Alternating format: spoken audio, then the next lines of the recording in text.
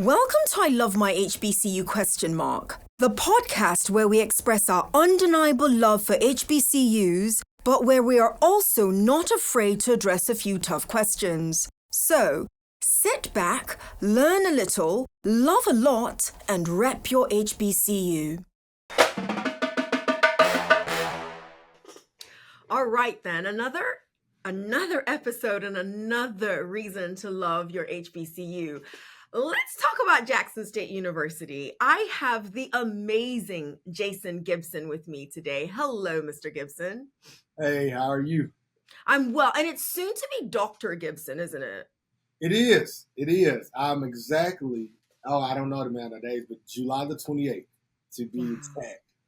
July the 28th of 2025? Yes. Congratulations. So how about I just call you Dr. Gibson throughout this episode? Because listen, it's about to be minted. So I'm just going to call you Dr. Gibson. Is that okay? Hey, I'm good with it. I love it. Okay, so let's get right to it. On a scale of 1 through 10, rate, and you can do this as HBCU made or as HBCU when you were there as a student, rate Jackson State University on a scale of 1 through 10. 10. I mean, of course he was going to say 10. 10 being the best, right? 10 is the best, yes. 10. Jackson State has the type of culture that anybody can go into and become so immersed that they feel like family. So it's where my parents went. It's where my siblings went. It's where I went for undergrad. It's where I currently do some work with the football team. However, while I'm employed at Tougaloo as a professor right now, Jackson State, hey, that's where my heart is. I love it. It seems as if you guys have true legacy at Jackson State University. Oh, yes. Legacy, spanning generations. My grandparents went as well. Wow. Do you have kids yet? I'm not being nosy, but do you have kids yet? Oh, no. You're fine. I do not have children yet, but I do get married August 23rd. So... Congratulations. That's beautiful. Congratulations. And both of you, I'm sure, are lucky for each other. That's beautiful. So doctor in July and husband in August. I love it. That's what the structure is looking like. So, Mr. Gibson, I was sharing with our producer that I found out about you from your viral clip of you honoring a former student of yours with a stroll. You are a member of a Greek organization, and I saw it and I thought, who's the professor? Who's the student? I've been teasing him, but I'm quite serious, not teasing. Dr. Gibson looks like he literally graduated 2.5 seconds ago. Like what? Okay. Anyway, you do so many things. Yeah. I want you to tell us as many hats as you can remember. Yeah, you do a lot of things. We've read your bio. You do a lot of things. Give me the top 3 that tug at your heart the most. That's a tough one. That's tough. Even I know it's tough. So I would say the top 3, which they all kind of intertwine or overlap. Okay. Right? Teaching, ministry, and consulting. Those are my top 3.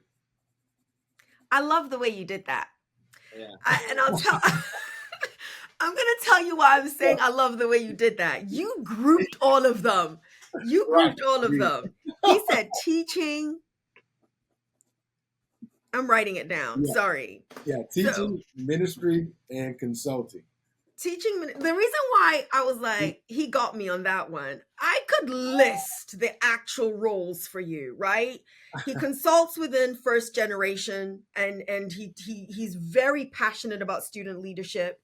Yeah. He does educational consulting quite literally all over the country. If you've been on his Instagram page, he ministers on several different subject matters, not just one, several different subject matters. So, and I just found out not too long ago that you are the chaplain for Jackson State University's football. So you cheated by just picking and grouping them together as opposed to giving me the hats that you actually wear. Yeah. Okay. So the hats I wear as of now, and there is about to be some transition in my life. So right now, I am department chair and professor of history at Tougaloo College. Yes. I'm also youth and young adult pastor at Jackson Revival Center Church. Assistant minister of music, also at Jackson Revival Center Church. Team chaplain and player development coach at Jackson State University. Um, and principal consultant and chief strategist for a lead firm that is a higher education consulting firm. Wow. So I think that's kind of all encompassing of the roles or the hats that I wear. And then, son, fiance, soon to be husband, friend, brother, all the things. So as I heard you do a much better job of sharing the different hats that you wear, I couldn't help but think of some of my students that I run into that think they must just choose one thing and Oh, focus on one thing to do. What, as somebody who's extremely versatile and anyone listening to your hats, sure, they complement each other, but there's still very different things that you're doing in each of those spaces. yeah. What do you say to the young Black college or young college student, period, but young HBCU student who's listening to you, has all these different interests? What do you say to them? Um, I would say the young HBCU student who is trying to figure all of that out is one, use your 20s to explore.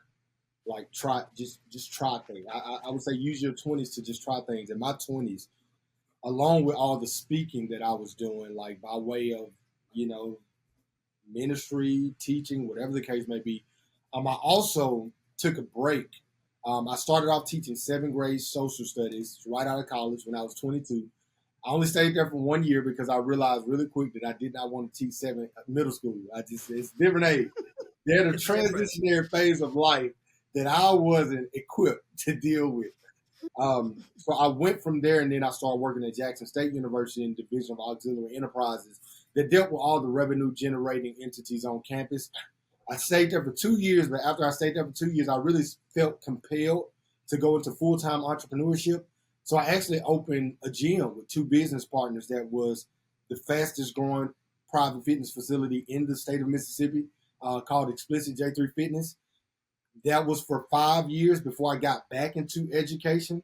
And also in that 5 years of owning that gym, I opened a trucking company, owned three over the road trucks. I got into insurance. I'm on iTunes. I was a gospel artist, so you can go download music now.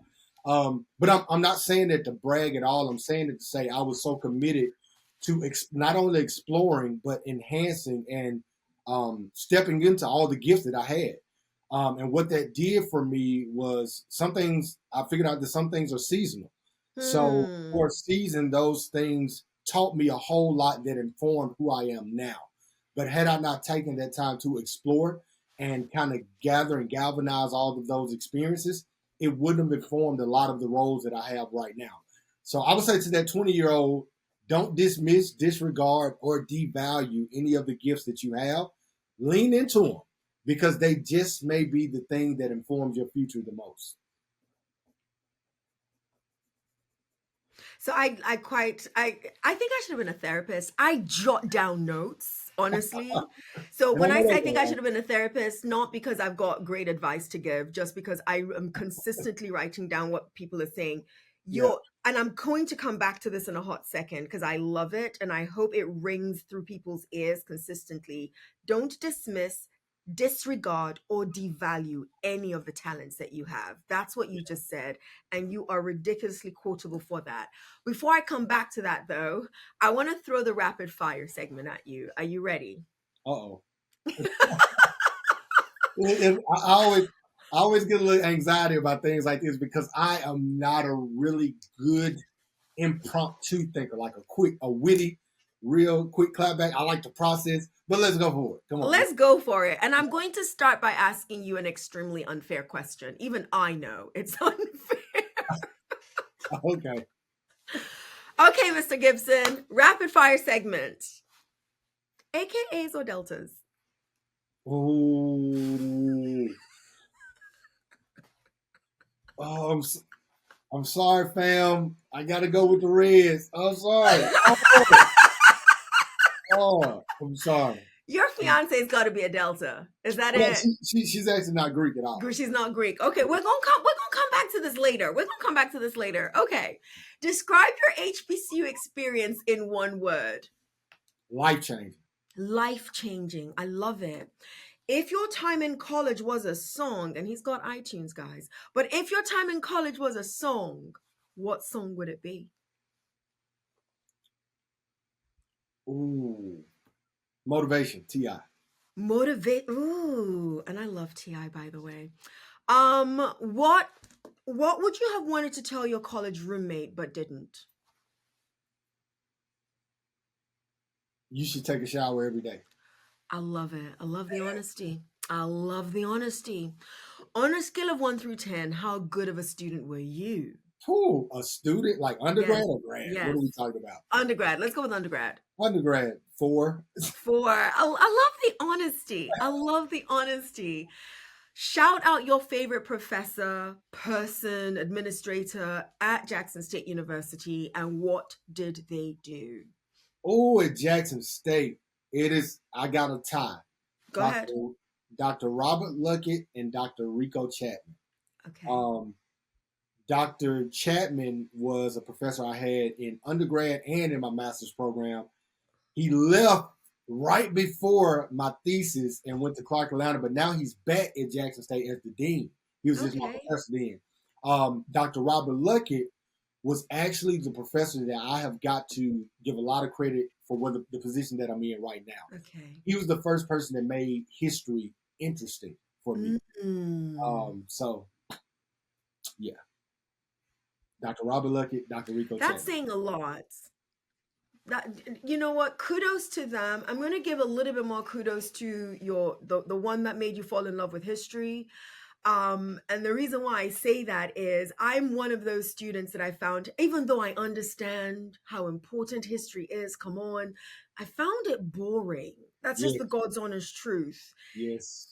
And at that age, the stuff you find boring, you don't really get into it. So kudos to the professor that got you interested in that, because now you are a professor and chair in history and can make it exciting for those who they're like, oh my gosh, nobody wants to listen to that. So thank you. Thank you Right. so much. Okay, so those who know, Mr. Gibson is an alpha. I am an AKA.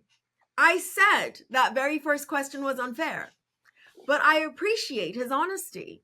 But I'm just curious, why the deltas over the AKAs? Um, my sister is a Delta. Okay.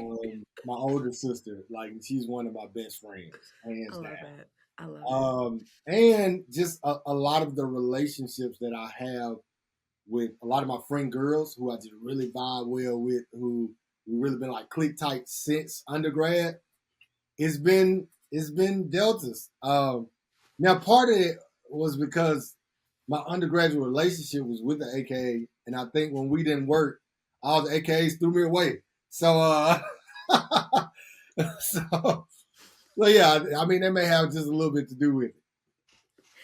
Listen, it's a fun question. I love all of our Greek organizations, so it's a Most fun definitely. question. Likewise. Um, you already shared, and I'm coming back to the don't dismiss, don't disregard, or don't devalue. That is on my heart. But I always like hearing people's college selection journey. Now, you've already shared the legacy that Jackson State University has for you and your family. But I still want to know for Jason Gibson, there's where our families go to, there's the introduction of these schools to us, but then you still get to select. How did you make that final choice that this is the only place for me to go to, as opposed to going somewhere else? So now for me, straight out of high school, I went to Holmes Community College on a basketball scholarship. Okay. So I Okay. started out playing basketball, and when I finished up there, I went to Jackson State, and I, I'll be honest, the legacy was so kind of ingratiated within me that I mean I wouldn't even consider. I knew I would eventually end up at Jackson State. So even though I had scholarship offers to play basketball other places, I ended up Wow. not playing basketball anymore because I just felt like from a calling standpoint, I was being pulled in other directions. Hmm. So when I eventually stopped playing basketball in junior college, I just always knew it was just like Jackson State is home. So because Okay, I that's fair. literally grew up in it, like from a child going to the games, being immersed in the culture. Like it was like just seemed like the right and the only thing to do. That's fair. Yeah. That's fair. Offline, I had asked Mr. Gibson, why Mississippi, and why wouldn't he? I mean, he's done everything in Mississippi, and I'm gonna let you give that answer because your college selection journey was going to be that was a place for you to go to, and you just said it. Yeah. But your response with regards to why Mississippi? Why Mississippi, Mr. Gibson? Why haven't you left? Um, One, family has a whole lot to do with it. I value family in the highest regard. My siblings are here and their families. My mom is still here. All of my aunts, uncles, cousins, most of them, the majority of them reside here in Mississippi, and we are extremely close and family oriented. Um, so that's one thing. Two is because I mean I built a pretty comfortable life in Mississippi. I think the reason why most people leave where they grew up is to explore more opportunity. But my opportunities have been endless here in Mississippi. I've never had a problem. Now, I've probably been at every institution. So I graduated from Jackson State, bachelor's and master's. My doctorate is from University of Southern Mississippi. I worked at Tougaloo College, which is another college here. And I'm on my way to Alcorn University in the fall to teach full time. So, oh Lord, I'm announcing it now. They hadn't gone public, but it will be public by the time I get this aired. So, Yes. yeah, it's just this is what an opportunity. But I will say that the unction to, I guess, spread my wings has Mm. been on me a little bit more here lately. So I am exploring my next move in my career being outside of Mississippi. So, and I respect and I appreciate you, Mr. Gibson, for just letting me throw whatever the heck it is I feel like throwing at you. Oh, yeah. Uh, I mean, and the reason why I'm saying that, I want to actually explain why I asked why Mississippi. So I'm based in Baltimore, Maryland, and I happen to love Baltimore, Maryland. I was not born here, but I love Baltimore, Maryland. I come across quite a few students at our different HBCUs who are from Baltimore, Maryland. And I hear people telling them, leave the city, go somewhere else, leave Maryland. yeah, And they sometimes say it to them as if it is a negative to stay. yeah, And that's why I wanted you to share with everyone listening what you shared with me offline, yeah, your reason for staying, and why there shouldn't be any pressure for somebody to leave just for the sake of leaving right, when listen to everything you listed. My comfort is here, my family is here, my livelihood, my successful livelihood is here. yeah, So why leave just because it is the groupthink that you should not stay exactly where you are from? If everybody leaves, who's going to stay to help make the place what it can and should be by the end of the day? So right, thank you, because you didn't look at me like, why is she gonna ask me why Mississippi? I love Mississippi. You didn't give me that attitude. You literally just answered, and yeah, I think yeah, someone's gonna benefit from hearing that response of yours, Mr. Gibson. Like you just said, everyone's gonna know you're an Alcorn by the time this airs. right, yeah, Additionally, by the time this airs, the whole shenanigans from commencement 2025 would have died down. mhm, But for those who don't know, Mr. Gibson's doctorate is going to be in education leadership. Am I accurate? right, right. Beautiful. Which to me means he's going to be a president of a university someday. That's where he's headed. Whether We'll see. whether he agrees with me or not, I don't care. He's Yeah, headed there. So I'm going to put you in the seat now. Let's manifest for the future. a lot of us had a lot of opinions about some of the commencement ceremonies that occurred. And I'm going to throw three universities at you. I'm hoping you saw what some people are calling the Greek shenanigans at Morgan State University's commencement. You saw that. Yeah. You also saw Virginia State University's commencement clips that have gone around. This is, again, spring 2025. And lastly, I hope you've seen South Carolina State University's handling of their commencement. Okay. Yes? Um, Yes? I'm not sure. I know I've seen different ones. I Okay. can't like group them with the school though. No worries, no worries, no worries.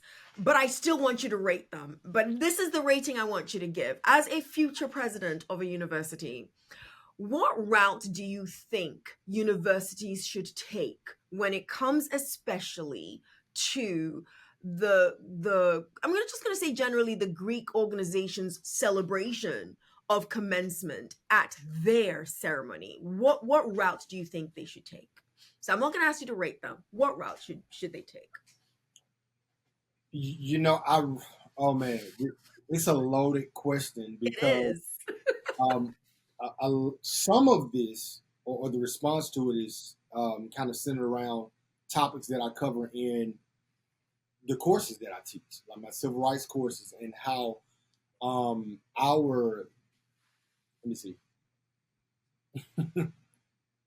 just got to see it how I'm thinking to see it now. Please. How many of our customs and the way that we've gone about handling or even viewing decorum, Mm. respectability, professionalism is so immersed and engulfed in whiteness. Mm. So because of that, it's kind of getting to the point where it's minimizing or suppressing the innate cultural expressions that we have as Black and brown students.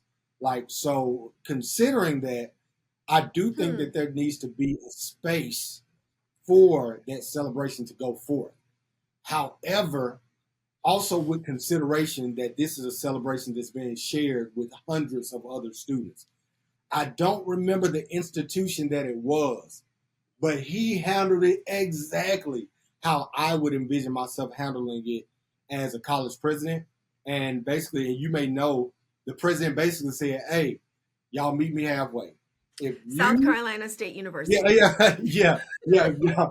If y'all will allow this to be a decent commencement ceremony, I'll tell the DJ to cue it up and let y'all have the floor at the whole end of the graduation." And that's what So they did.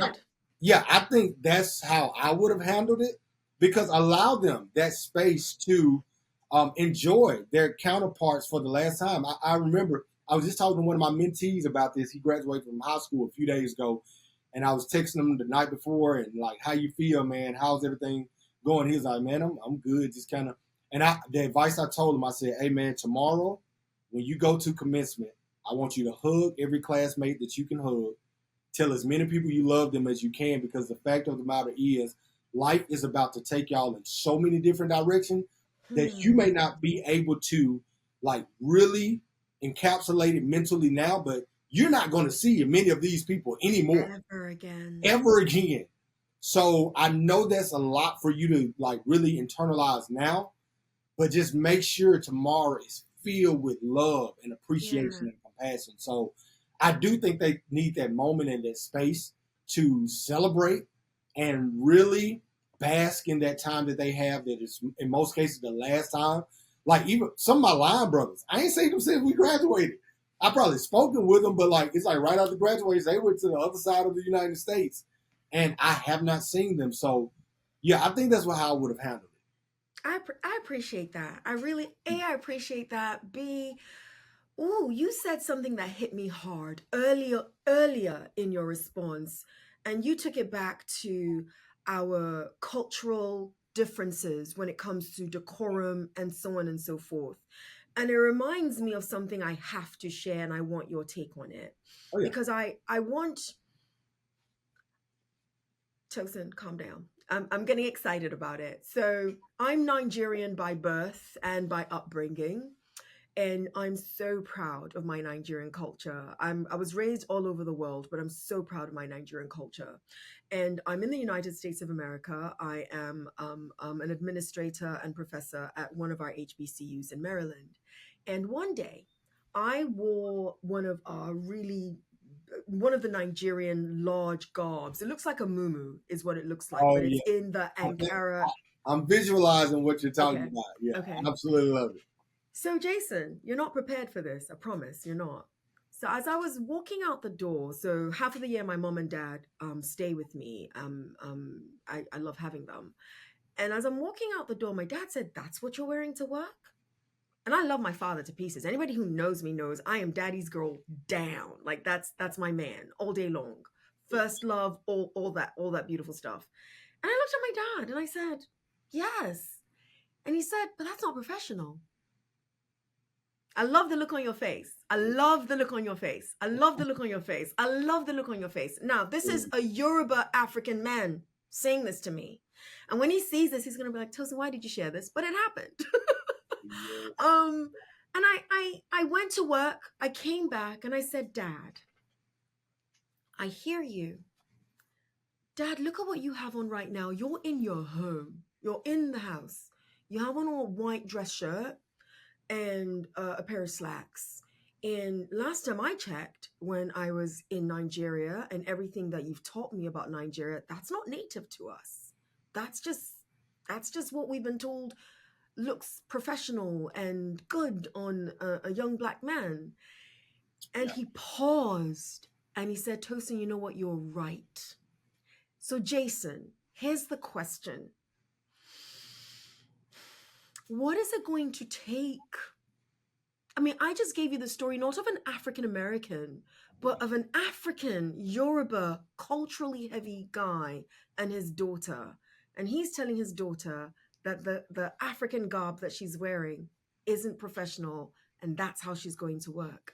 What will it take for us to embrace who we are in true authenticity that doesn't have us as the ones policing ourselves consistently?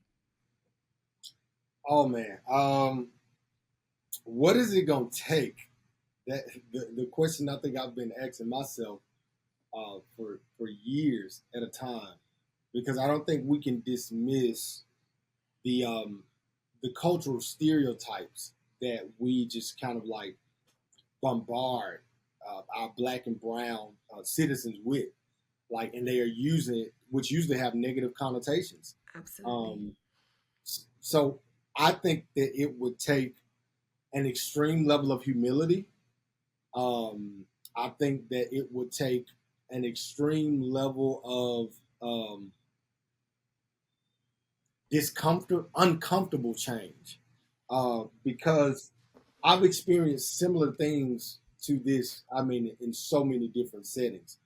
Um, but I mean, like I said before, man. I mean, if we are considering just how we have these cultural constructs or cultural standards have just kind of like matured over time, and like their origins and where they came from and how they've kind of been deemed as the status quo. Um, it's hard because it would take the humility that I'm speaking of. It would have to come from the current individuals who hold the the bulk of the power. And me personally, I just don't think that'll happen. Like, I don't think it'll happen in our Mm. lifetimes. Which is also a reason why I think that there has always been like some level of fear when it comes to like my career Yeah. and where I see it going. What I mean by that is HBCUs are where I'm comfortable, Yes. because I can literally go to class suited and booted one day, and I can go to class the next day in some distressed jeans and some J's, and nobody will say a thing about it, because those are spaces that were literally created for us and matured by us. So, um, but I know that if I were to go to a PWI, Mm. there would be some contrast there. So if you ask me like what would have to take, I mean, those are my simple answers. I think it would take an extreme amount of humility and uncomfortability from what we now consider the status quo in society and popular culture, I guess you could say. Um, but do I think it could happen? Will happen? I don't. I really don't. So I heard your response, and I agree with one. I slightly disagree with the other. Or I Yeah. shouldn't even say I slightly disagree. You Okay. might be saying it a little bit differently than I'm saying it. You use the word humility. The Yeah. more, because I think about this a lot. I think about this a lot. Yeah. And when you use the word humility, what I say is it would actually take that same group that we're talking about who have set the status quo, it will actually take them embracing our authenticity. It will Uh, take them actually adopting yeah. adopting our styles, because sadly history, and I'm going to defer to you here, Yeah. but sadly history tells me that when we do it, it's stereotyped. It's negatively stereotyped. But when you do it, it's given a stamp of approval that it's Hmm. okay for us to now wear these things, do these things, be these ways, which would be absolutely snubbed at if it was Yes. just us. So you use humility. So I don't think we're actually Yeah. different. You Yeah. use humility, I use a different set of phrases. No, I like the word embrace because I mean for decades, century, they have been that proverbial group that we're talking about has been capitalizing off of the labor, the culture, the mystique of black and brown culture. However, not embracing it though. So they'll demonize it but make money off of it. Absolutely. They'll weaponize it but make money off of it. And I think that they're putting capitalism before humanism. Mm. So I mean, I I like the word embrace more too. And you actually have probably you got my mind teetering now. You got me wanting to go and explore an entire com- comparative analysis around these two, humility versus embrace. Like I can see that being a whole academic article. It's So listen, go yeah, ahead. I Go love for it it. and I'll support you. Go for it. I love it. I'm not the one writing it. You write it, I'll support it entirely. I love it. I love it. Entirely. You are clearly not first gen, but Oh, you have a passion for first gen. oh yeah, yeah. I've heard a lot of first gen students tell us that we, those of us who are not first gen, aren't patient enough with them, and that we assume that there are things that they should know that they just don't know because it wasn't around them. As somebody, i.e., Dr. Gibson, who is not first gen, but works very closely, is very passionate about that particular population, what would you say to the rest of us who don't do as good a job of being patient with first generation students? What are three big things that you would advise us that we actually should be adopting in our style of teaching, perhaps, or our style of mentoring, or our style of just being there for first generation students? Now I don't know that I can think of three, Okay. but I think what has kind of invigorated my passion for first generation students was actually an experience in my first year teaching full time. Okay. Because I was that professor that had the expectation that I mean, certain things you should just know. I sent the email about this. Why aren't you checking your email? I sent this out, or these scholarships are available. Why aren't you applying? And I Yes. was very, very rigid. I was um, very hard on my students Hmm. just because I was the one who had the expectation that you're in college. You should be responsible enough to take care of your business, Yeah. which is very true. However, I, I, oh man, I won't say their names because I Hmm. haven't gotten their permission, but I had two who were female students.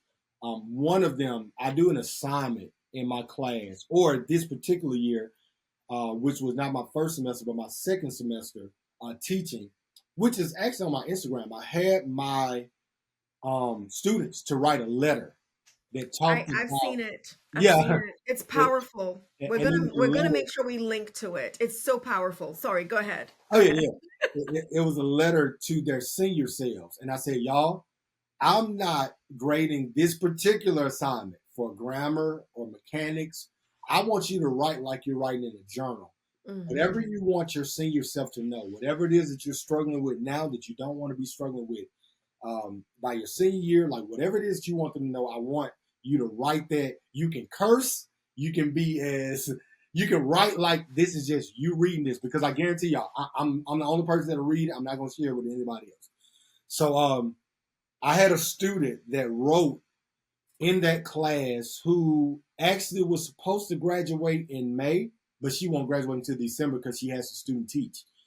And she talked about in that letter how she is a first generation student, how nobody in her class or in her family ever went to college, how she's the first, and even 2 weeks before she came to college, her father had just passed away.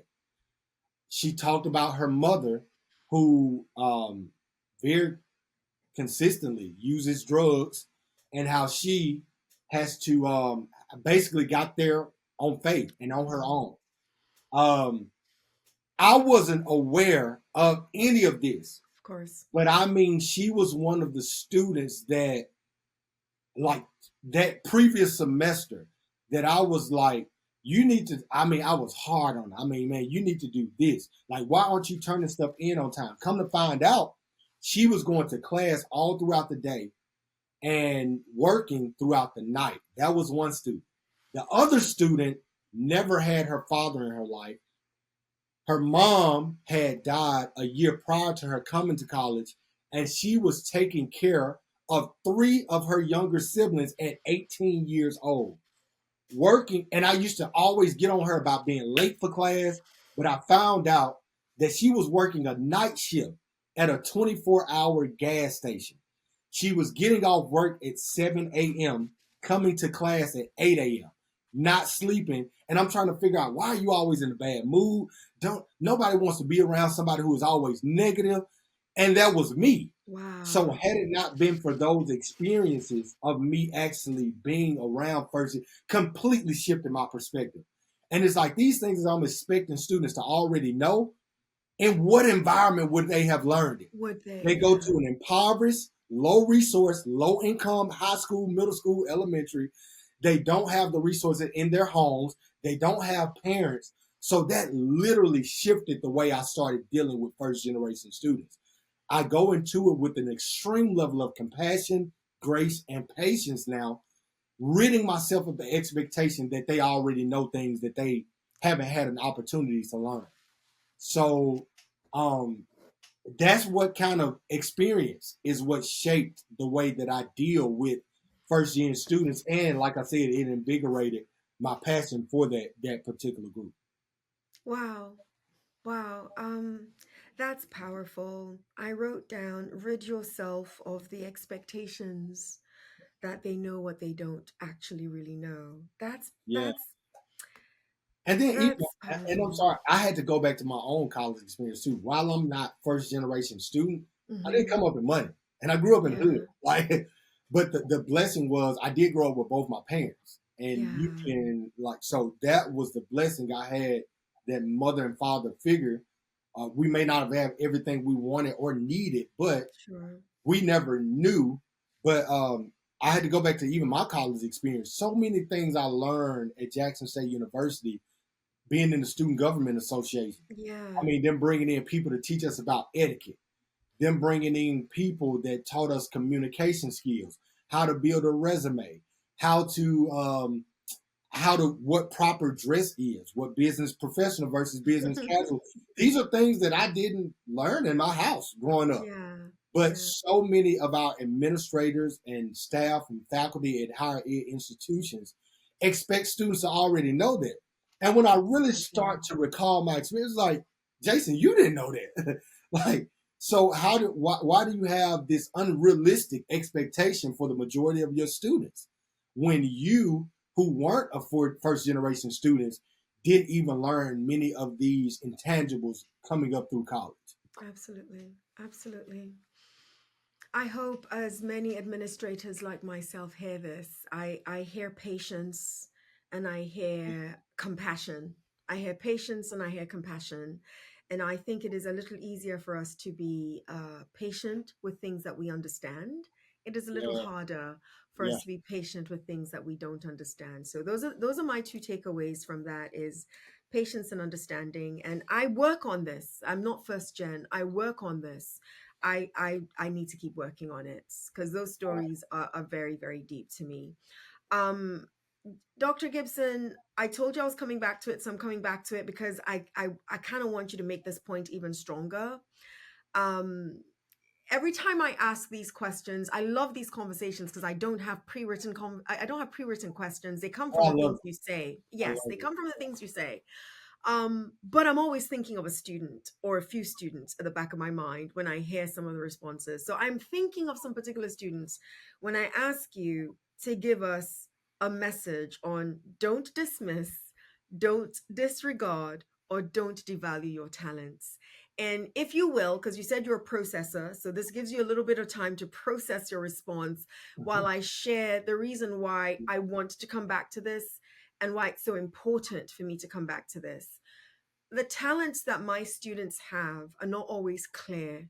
The talents that my students have are not always appreciated by everybody else because they don't look like the talents that you have. They're not the next Mm, Beyonce. They're not the next songwriter. They're not the next obvious talent, but they're talented and they've got their own talents right. and they don't always recognize their own talents. And when you gave your response earlier on about the commitment to your 20s, where you explore everything, Mhm. and that some of your talents might be seasonal, I think our generation of students are harder on themselves than many other generations have been because they're seeing other people blow up in their obvious talents. But Yeah, then me, the quiet one who actually can draw, nobody is actually paying attention to my talent. So you've processed enough. I've given you time to process. You've processed enough. yeah. Give them something with regards to don't dismiss, don't disregard, or don't devalue your talents. Don't dis and that's so crazy because a lot of these things that people consider quotables that I say I don't even remember them. So thank you for reiterating it like 3 times to make me remember it. It just kind of like comes. Um, but I I think finding your talent is it's a it's a search. It's a quest. Some people just innately know it. They have it. They gravitate to it. And some people it takes a yeah.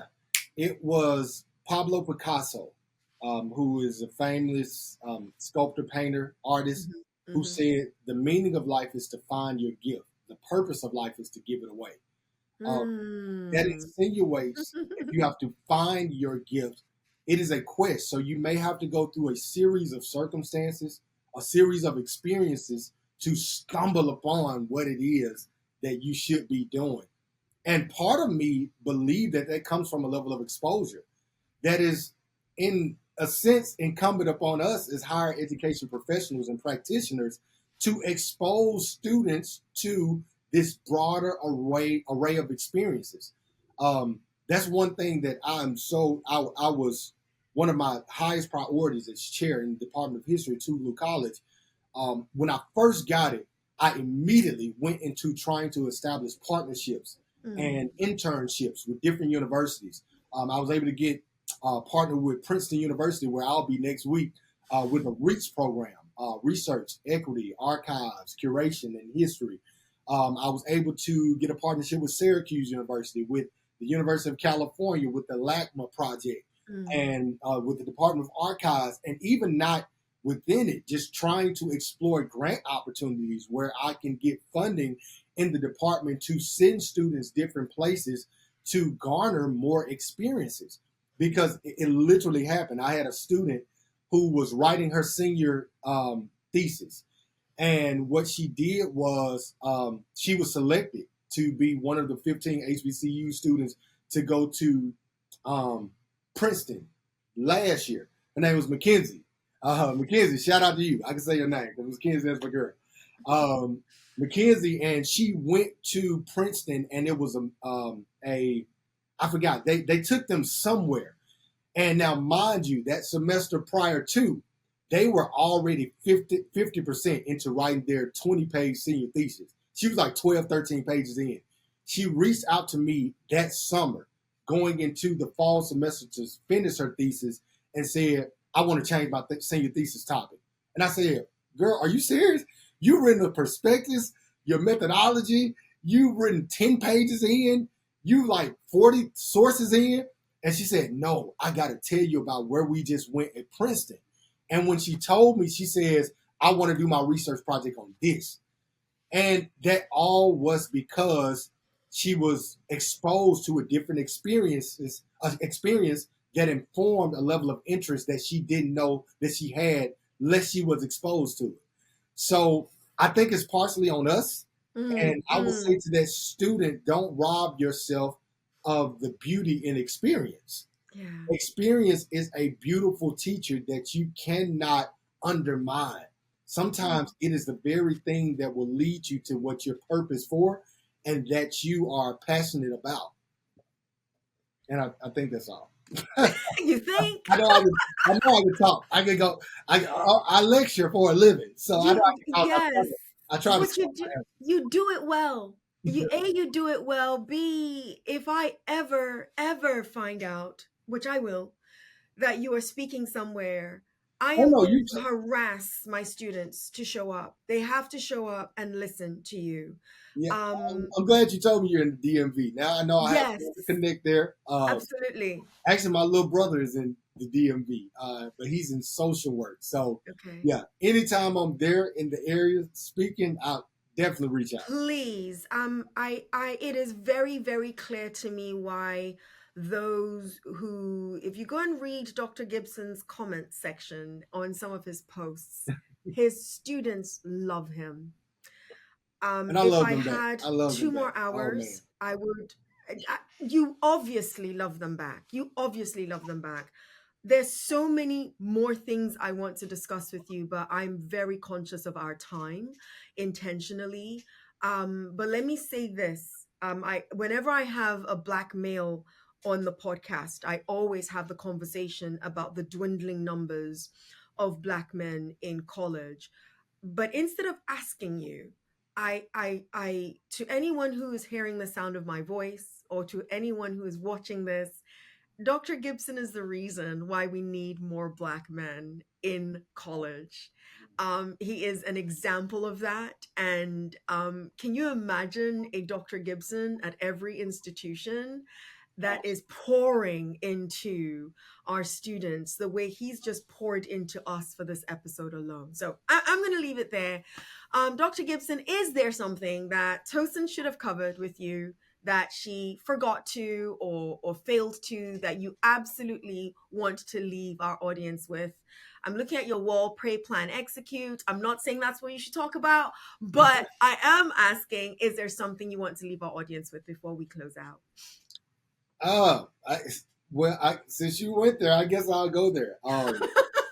Pray, pray, plan, execute. That is, I just recently released a devotional a year ago, a 21-day devotional called Pray, Plan, Execute When Believers Level Up, that revolves around faith, family, finances, and fitness.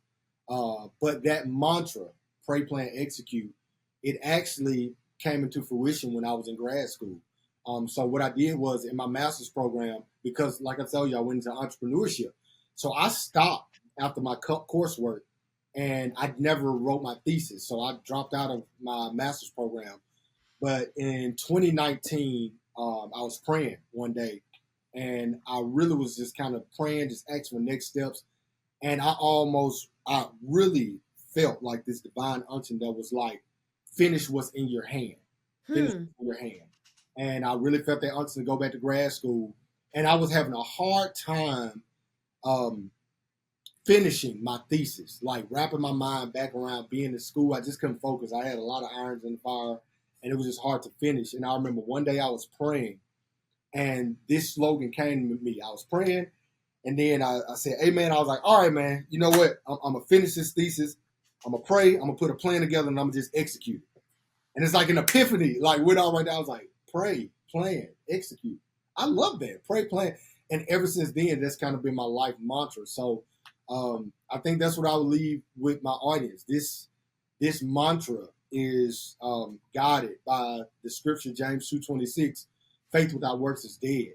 I tell my students all the time, you are only as good as the habits that you develop. I firmly believe that tendencies repeated become habits, habits compounded become behaviors, and behaviors multiplied becomes a lifestyle. So the more that you lean into developing good habits, the more that it will inform the lifestyle that is galvanizing around the person that you're becoming. I think everybody should make that decision today. I love the quote that you're born looking like your parents, but you die looking like your decisions. And I think that if people make the decision to lean into healthy and progressive habits, it can only inform and enhance their purpose and the person that they're becoming. And I think that's it. All right. You are a walking quotable. I just need you to know this. You are a walking quotable. Dr. Gibson of Jackson, HBCU mate of Jackson State University. In one word or short phrase, why do you love HBCUs? Oh, one word or short phrase. There's no short. Oh, let me try to make it short. I love HBCUs because at the heart of who they are is resilient. I firmly believe that the way that HBCUs came into fruition, even from the first one, Cheney University, in 1837, through the series of HBCUs that were birthed out of the first and second Moral Acts in 1862 and 1890, they're not supposed to still be here today. They were designed to fail eventually. And while we've lost some HBCUs along the way, the enduring nature of all of these institutions just speaks to that essential component that they endow their students with when they come and when they leave. And I think anybody that attends an HBCU, they get that core trait of resilience. Like they learn how to endure and press through in spite of. So that's why I love HBCUs, because of their resilient nature. Dr. Jason Gibson, it is impossible, I mean this with all the authenticity in my soul, it is impossible for anyone to have tuned into this episode and not like this episode because of Dr. Jason Gibson. If you hear him anywhere, if you hear his name anywhere, show up to where he's speaking and be an audience member and get blessed by what he has to say. Also, make sure you subscribe and like this episode, not because of me, but definitely because of Dr. Gibson. Dr. Gibson, thank you so much for being my guest today. I sincerely appreciate you. And to everybody else, yours in HBCU love. See you next episode. Thank you, Dr. Gibson. Oh, thank you for having me. Humbled by the opportunity. You've been listening to I Love My HBCU ? Let's keep the conversation going as we share our stories and encourage more practical support of HBCUs, whilst, of course, holding each other accountable. Don't forget to follow and subscribe for the latest episodes. Until next time, love and lift your HBCU.